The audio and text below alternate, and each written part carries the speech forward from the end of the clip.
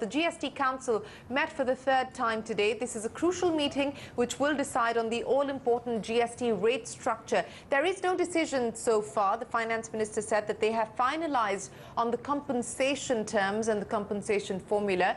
The GST Council itself will discuss the rate structure, and we seem to be moving towards a multiple rate structure. So what we are given to understand is that the rate structure could be a standard rate of 12 to 18% and a peak rate of 26%. This is, of course, different from what the Economic Advisor Arvind Subramaniam had recommended. Also, we are given to understand that gold could be at 4%, services could be at 18%, with a lower service tax rate coming in at 6%. But the important news is that 26% could perhaps be the peak rate if this is the option that's taken forward, and the government is also looking at the imposition of a cess. The council, is looking at the imposition of a cess, but no decision has been taken yet. The cess, of course, will be levied on high-end luxury items. Let's listen in to the Finance Minister at the centre, and of course the Finance Minister is representing various state governments, and then bring in our guests.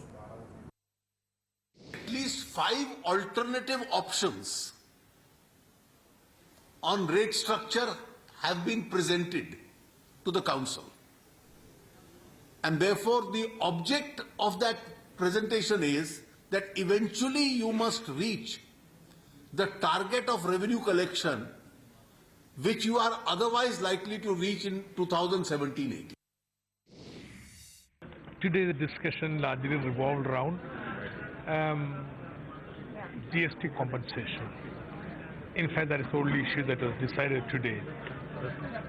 The whole morning was spent on discussing about how GST compensation must be given. The states demanded that for calculating the revenue in the base year, GST must be calculated at 4%. But that was not considered.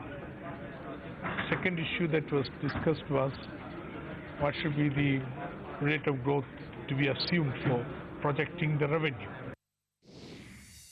The various slabs have been discussed, right from the exempted goods to different level of goods like food, beverages and major commodities which are part of the CPI, and the high luxury items as well, demerit goods as well. The broad underlying guiding principle is that whatever tax rate that is effective today, by combining the state as well as central taxes, generally the GST rate structure should also be in the similar range, and that's so that there is no inflationary trend after the introduction of GST, and the inflation is kept in check, and particularly the CPI and WPI, keeping in mind the common man of the country.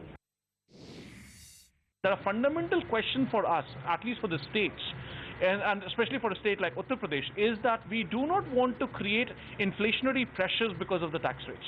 We do not want to create a situation where my common man, uska roti dal kapda mehenga ho jaye. We don't want to do that. So that is something which will be a guiding spirit, and then we'll take a decision in totality of the equation. UP houses a lot of MSMEs, a lot of small traders, a lot of small manufacturers. How would you protect their rights? Well, we would argue for a tax rate structures, exemptions, exceptions that are most amenable for them to do business, because they are the backbone of the economy. कि अभी जिस चीज़ पर हम लोग 40% tax लेते हैं उसको अगर 26% कर दिया जाएगा और 26% के ऊपर 14% रेट, जनता को तो 40% ही पड़ेगा, लेकिन 14% सेंटर ले लेगा, फिर 26% में से 13% सेंटर ले लेगा और 13% स्टेट गवर्नमेंट के पास आएगा, तो स्टेट गवर्नमेंट को तो 40% मिलने वाले टैक्स अचानक 13% मिलेगा और बाकी का 27% सेंट्रल गवर्नमेंट के पास जाएगा।